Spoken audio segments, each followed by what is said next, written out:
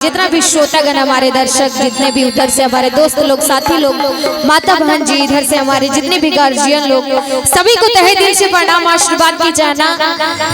ये तो अपना घर का मामला है, यहाँ कैसे भी लिपट जाना है, ये तो घर का बात है। कलाकार के गांव में पैसा का फरमाइशी कहाँ होता है, और ये गांव ही पूरा कलाकार है और यहाँ के बात ही अलग है। कहेंगे रामायण भैया हो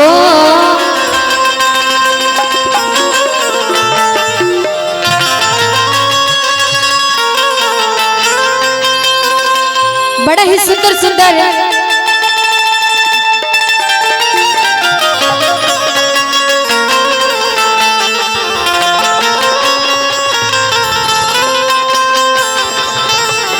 बड़ा ही सुंदर सुंदर गीत भजन भाई और बड़ा ही सौभाग्य की बात बाकी हमारे बहुत अच्छे मित्र हमारे दोस्त अन्नू जी के बेटी के जन्मदिन में आयल बनी और गांव में हम पहला बेर आयल बनी, तो हम चाहब कि एक बार वहाँ खातिर जोरदार ताली बजा दीजिए आप लोग बच्ची के लिए आशीर्वाद देके। क्या बात है, कहेंगे हो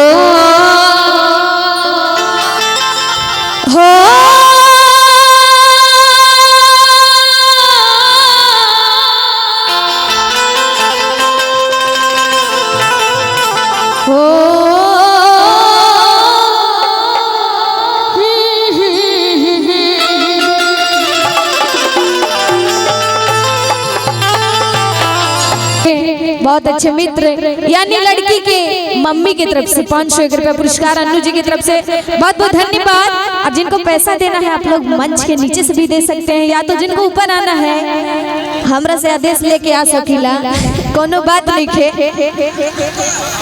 यही कमाई के बेरी बार वो माना मत करी, ठीक बा।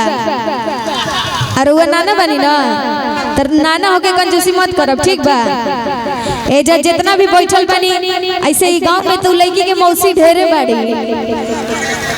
अच्छा बड़े पापा हैं, हाँ तो 501 के अंकुर राय जी वैष्णो देवी के नाम पे बहुत सारा पुरस्कार, ये मेरे लिए पुरस्कार नहीं आशीर्वाद है, उनके तरफ से ढेर सारा आशीर्वाद अभिनंदन बंदन है।